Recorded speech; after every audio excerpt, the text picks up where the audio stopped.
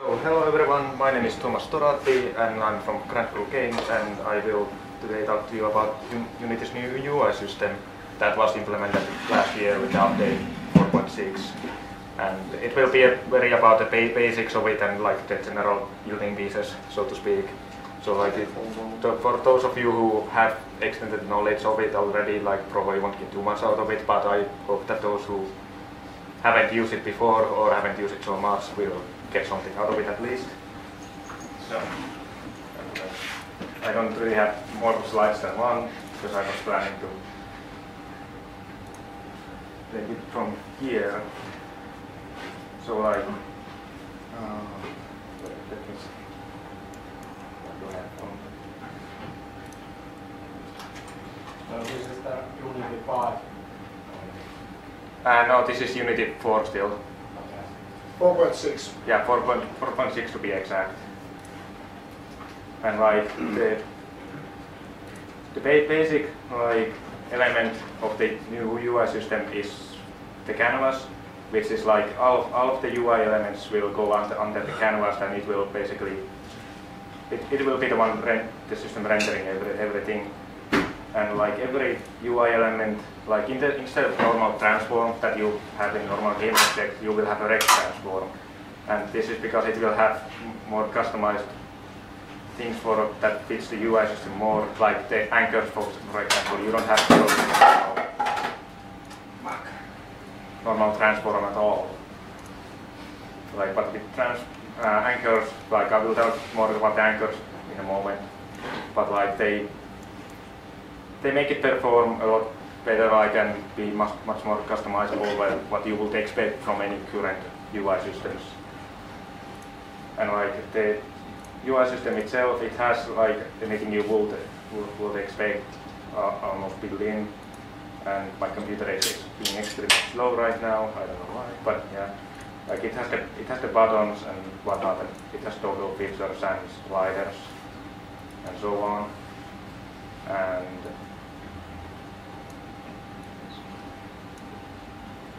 And to talk about the individual pieces, like the button, for example, is already built in. Like you can make a new button simply by going to the panel and getting the button from here. And like it will do what you want from the start. And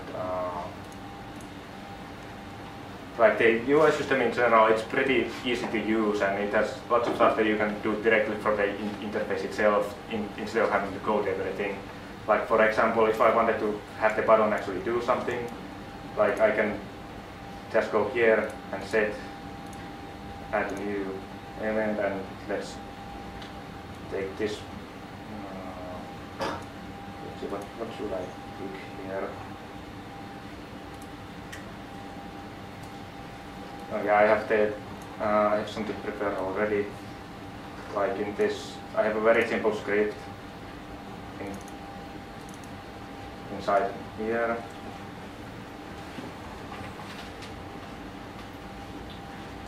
Like it simply has like a couple of functions, just about printing text and dip in the debug log, and that's about it. So like if I now go to the button and drag that there, I can select the function from here, I can select any game object or any of the other components inside it.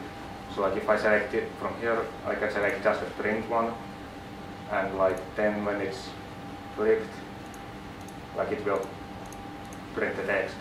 But it will also accept parameters, so if I take the other one from here and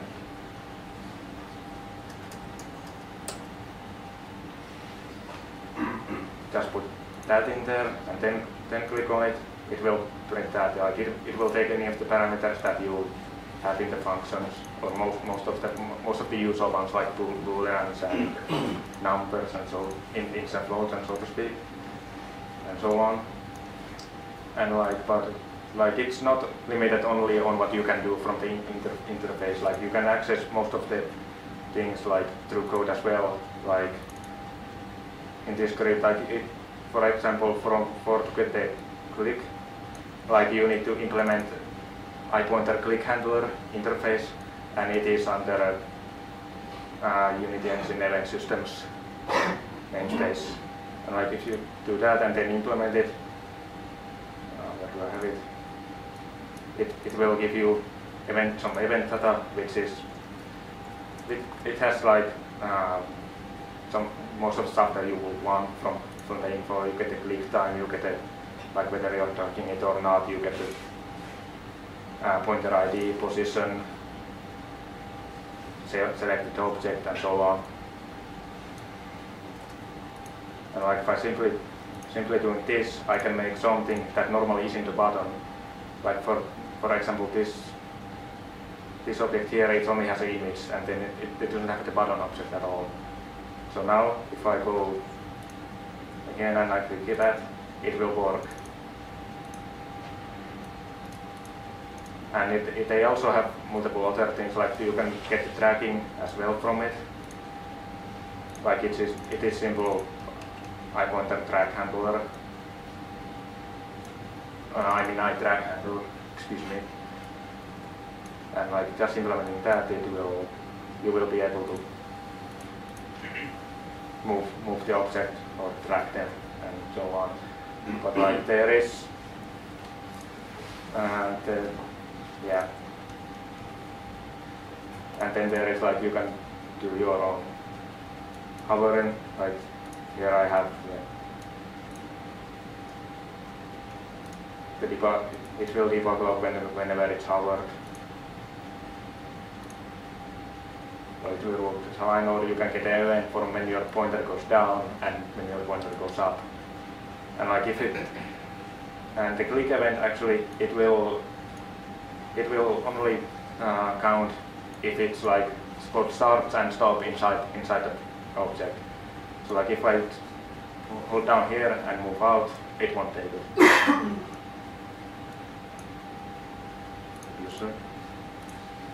And like it also has like sliders, like I said, like already here, and they do have like you can simply put stuff in like events through the interface,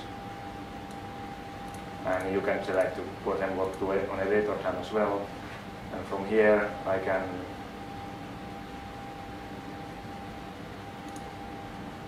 set alpha, for example.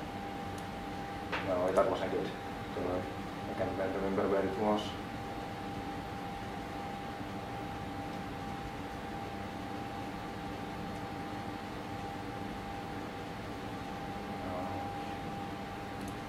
Sorry, I completely forgot where the correct thing was.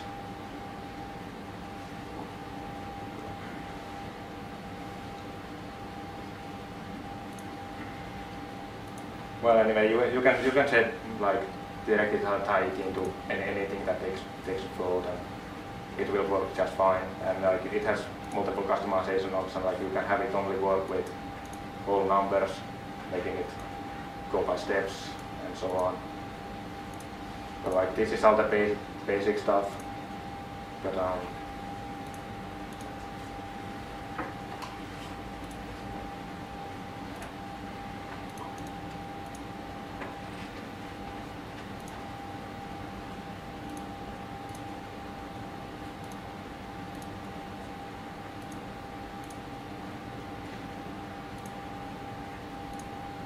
you can also like implement the canvas inside the canvas, and it's very useful if you have a very complicated UI with lots of elements that change at different times, because whenever some element is changed, like you change the size or move the position or whatever, the entire canvas is rendered again. So like if you have it will be bad for performance if you have the entire thing in one UI. I know from under one canvas, I know from experience it can hit the frame rate quite badly. But if you have it under its own canvas, like if this image is changed, like it will only render whatever is under this, it won't touch the rest of it or mark it dirty. And you can also override the sorting on it. So I can just like do I can set the sorting. But like one thing to note about if you're overriding the sortings, like for some reason like events won't no longer work. Like it won't like get any of the touch events anymore. I'm not sure why, and like I've been meaning to send a Unity bug report about it. But like as long as you don't have this tick, like everything works fine. But if you have, then suddenly events don't work because of some weird Unity reasons.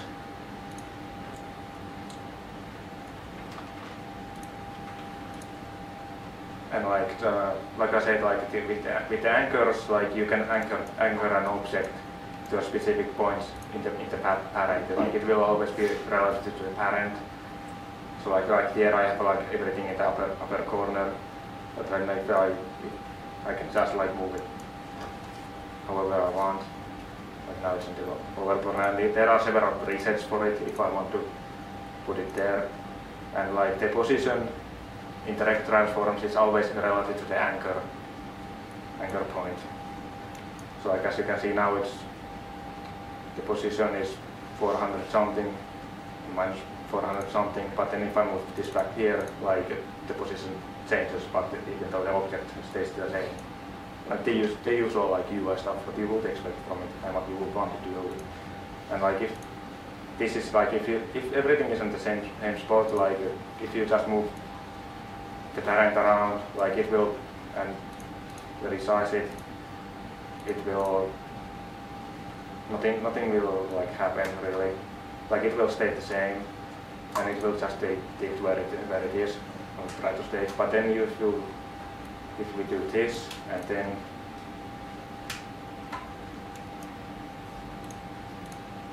try to resize, there should be a preview option here.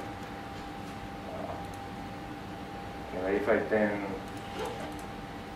resize the object, like it will do the same for the child as well, because it will now try to stay to the relative size of the parent. Then you can also implement scroll list. It has a scroll rect. Basically, is what's making it tick, and like it will. You can set what content it will, and like everything will move relative to it. So like.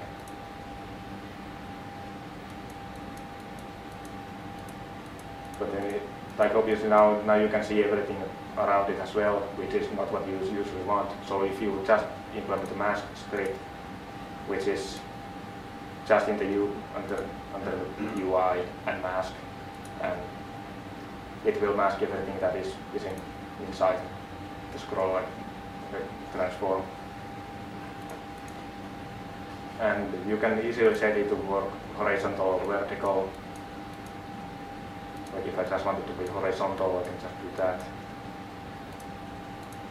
And I can set the inertia if I want, and however it's like restricted. Like if I have it completely unrestricted, I can just get it completely out of the way, or I can just clamp it where it doesn't let it, or elastic that lets it go slightly and then back.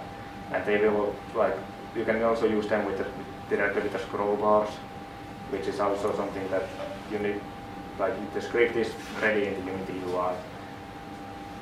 So now I can just do this and it will work. And it's also something you can adjust however you want. Like you can go left to right to left, bottom to top, and so on. It's all very easy to change and edit.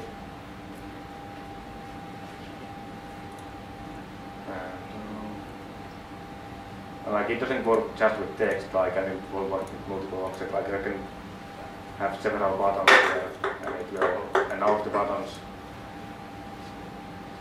will still work. Don't have enough stuff there, so.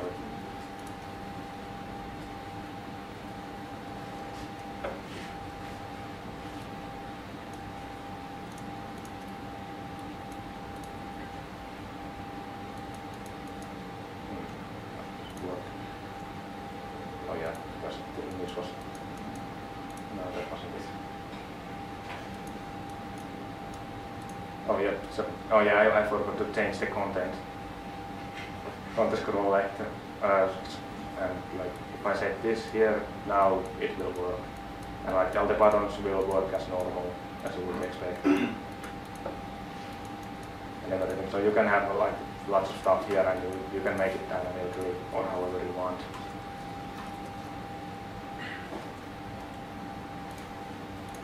And then normal overlay canvas is just very simple, but there are also different modes with it, like camera and workspace. And the workspace is something that you can just tie into 3D into an object in the 3D world, and like it will be rendered as such.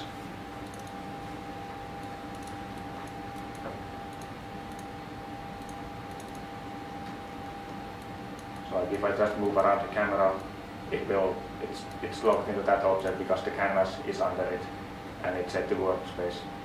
So everything will go like that. But something to note is that by default, if you have the scale to be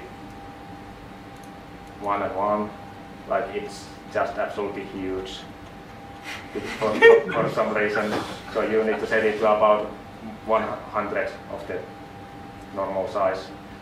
After that, it's more or less what you would expect it to be and what it should be.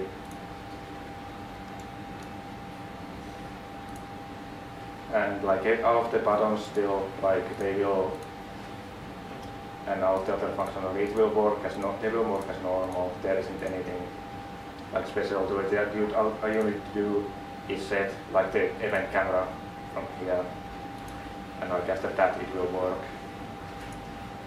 And like and for events you will also need to have a graphic raycaster next to the canvas, so that it will actually be able to process it or get the raycast events. But like one thing is that like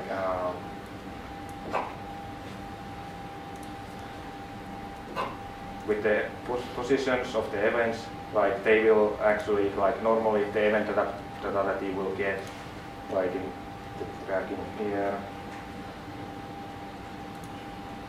like the event data, the position, like it will be like just completely somewhere different.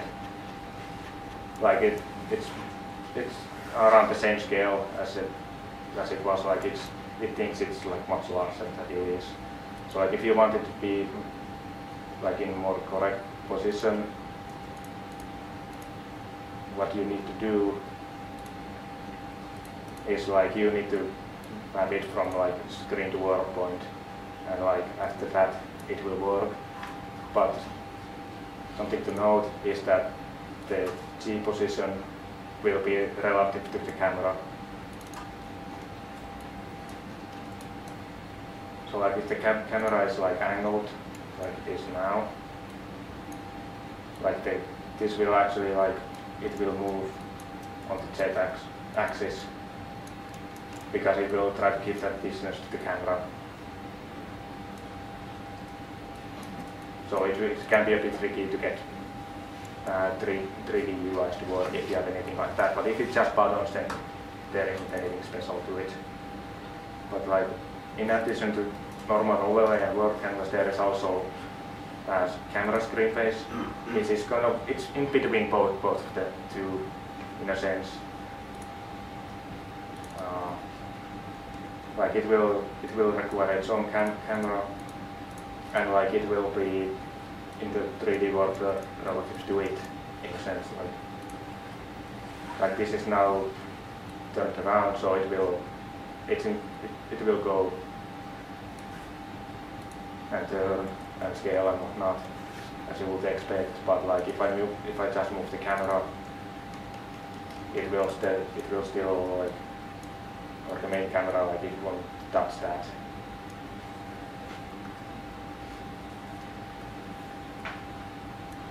Like it will still stay the same as long as you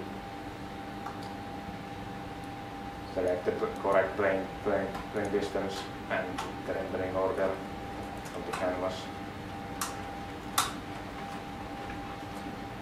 or the layer.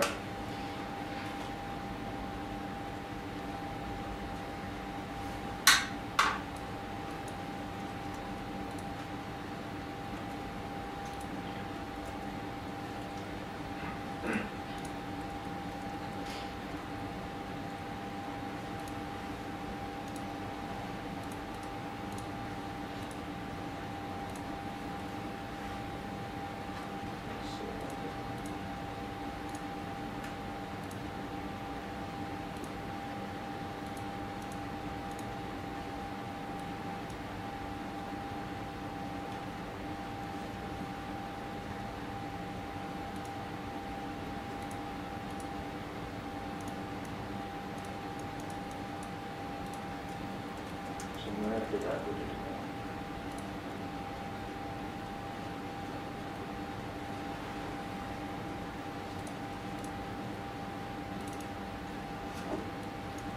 Oh yeah, like in the normal button script, like you can select from variety of transitions. Like you can have core tint or sprite wrap that will just like select different sprites for anything you want, like or depending on the stage. So like if I have the press button be check mark and I go here or the whole highlighted, like it will change accordingly. Or I can have the normal color tint, which will just tint it, select, if I put this to red, it's now selected, but like an or however, like it will change the color, and you can of course change the transition time if you don't want it to go fast. Or it can also like implement an animator, so if you have an animator in it, like you can just like this will trigger the events. Like you can just set the event parameters in the animator, and they will work almost directly. So if I just like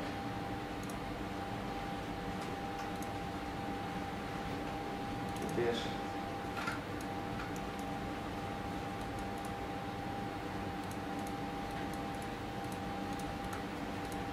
Have this animation do, what should we have it do?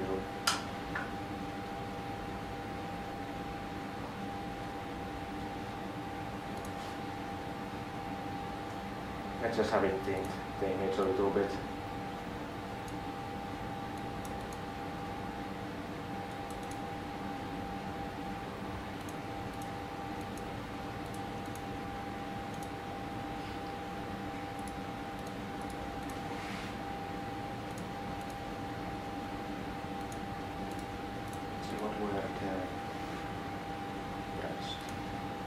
So we can just add this here.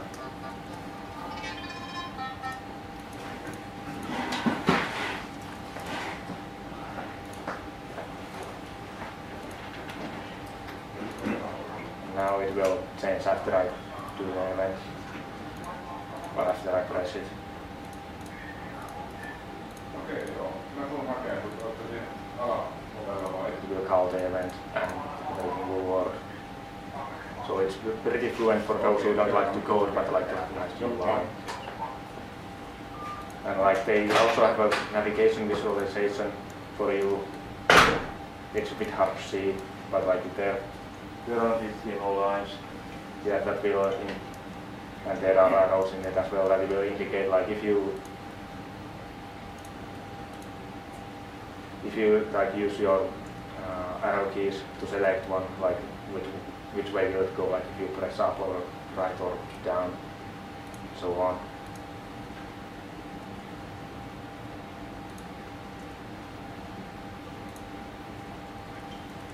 And they also have a toggle buttons, and you can also, those are also directly in the Unity, so you can just simply have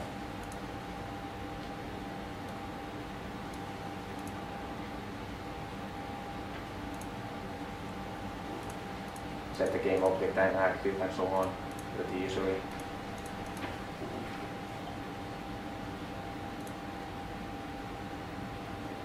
Let's see what else did I need to talk about.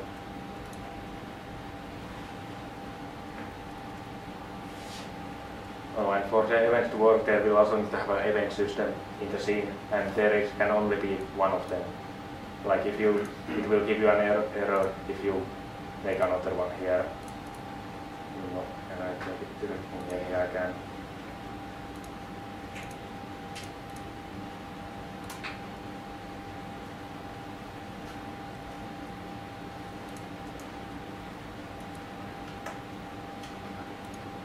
No, just get that one. And if I just duplicate this and then run it, it will complain about it.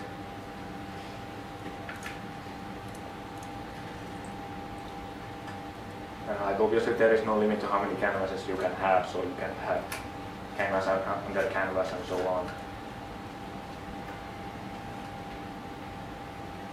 And like also like for the events to work, like if you have a script that is catching the events, it will need to have an image script or something equivalent in it. Otherwise they won't work.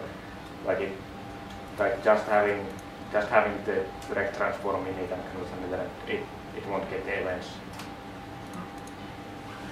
Like it will require the image in it, but like if you don't want it to have anything that you would show, you just want to capture the events anyway. Like if you want to just have slightly larger touch area for a button than the normal one would be, you can just put the image and put the alpha to 0 and it will still work. It's not alpha dependent.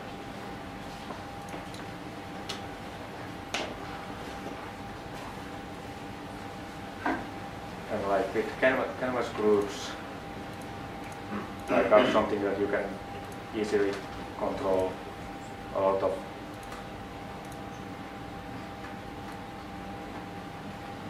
objects at the alpha of lot of the objects, or if they are interactable. So like all of these here are controlled by the canvas group of the parent. Like it will go all the way down to the hierarchy, like all of it will affect anything. And if I take this off, like the events will no longer wander and the task will no longer work. So they can be pretty handy for sometimes just fading out large amount of stuff, or just by disabling tasks from something.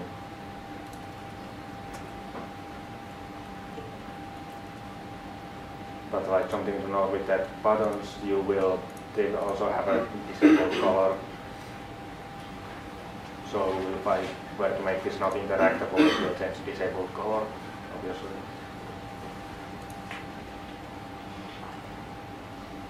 And like the actual images that the UI system will use, they are just regular sprites. So there is no, I don't have an example here apparently now, since this is just from the ready assets that the UI has. But like they are just regular sprites, so it has no effect on the importing pipeline. Like you can just use the normal sprites and they will work. And it has a support for slide sprite as well. So like if you stretch them, it won't get all disformed. Like if I put this into simple, like it will not look nearly as good. Since for those of you who don't know how sliced sprites work, is like anything in the middle gets stretched, but like the corners will stay as they are. So like it will make it pretty easy to make scalable UI elements.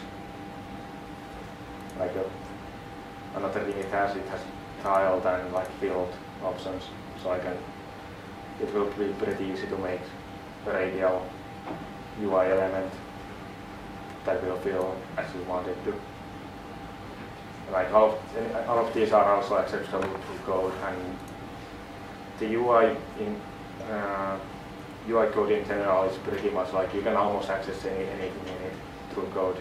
So there are not too many restrictions that you need to worry about. And with the buttons, like the only you don't need to necessarily add them through here. Like I can just take this off, this event. Like obviously now if I run it,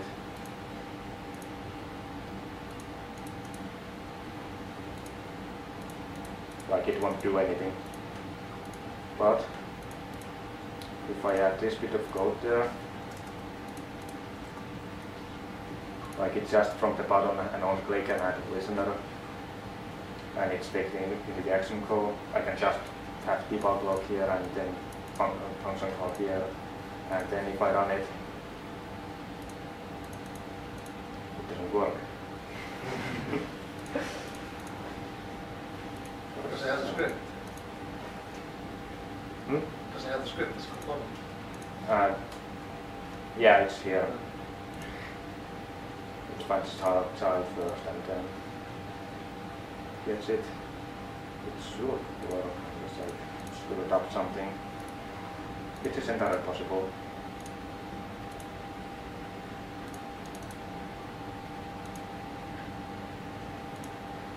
Why does it not work? Always nice when this happens when you are trying to present something.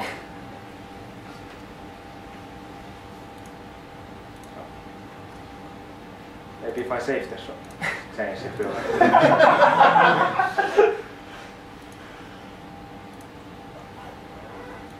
Okay, now it works. Like you can easily add them on the run, or you can also remove them if you want to just have them be temporarily there, and so on.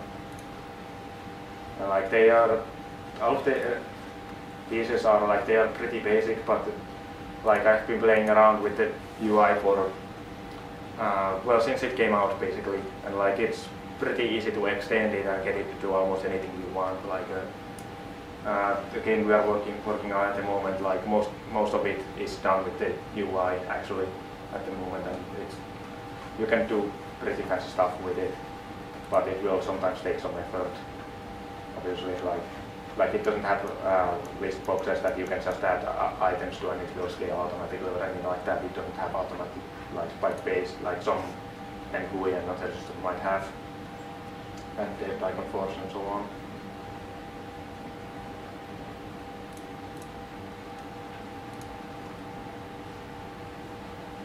But like despite of that, it's still like pretty decent UI system to get into. Like, and I think that was pretty much all I was going to talk about today. But like in the later meetings, like if you guys like we can probably go into more advanced stuff of the UI and go into what you can truly do with it. So yeah, Josh, do you have any questions or? Do you think this is good enough at the moment that people should consider moving away from NGUI or some other existing stuff? If you have a project that already has NGUI or something and you're using it, like it might not necessarily be a smart solution to move into it right away, because you will need to code lots of stuff yourself that NGUI has already in it. But like if you are starting a new project, like I would at least recommend trying it out and seeing how it works. Like it's very efficient, and Unity has actually done a very good job at optimizing it. Like it takes next to no overhead, and like even you have a lot of objects, like it will take a while before it will show anywhere really. And like and one thing I actually forgot to mention is that if you are using the legacy animation component, and like it will work for most of the stuff, but if you are editing the alpha of a color or an image, like it won't like actually like update it. Like you will need to use the like animator component and do it through that. Like that was something that wasn't very apparent to us when we worked on it, and we spent a little time figuring out like why isn't like it will show in the inspector like the alpha is changing, but it's not updating in the scene itself. So that was kind of like mindfucky design. Yeah. Yeah. If you make some like big game with maybe like 10 UIs, how would you organize the work with those canvases? Do you have like one canvas per UI and then all in the same scene, and then you just scratch them? Well, yeah, that's one way to do it, and like we actually have like separate menus at the moment in different canvases, and we just enable and disable them as we see fit, and like it's pretty decent way to organize them, and it will well, it will depend on how you what you are using the UIs for, how it makes more sense to organize them. Like so in some instances, like just using the canvas group might do the trick, and you just disable and enable them if it's simple enough, and it makes it easier to organize in some cases. And like they will not mess, the canvas groups won't mess with the actual sorting or anything. And another thing I want to mention is that anything in the UI it's like it will actually be sorted depending on how they are in the hierarchy. Like it's lowest, or like the one higher up is rendered first and then it moves down. So just like changing these will change the order they are rendered in.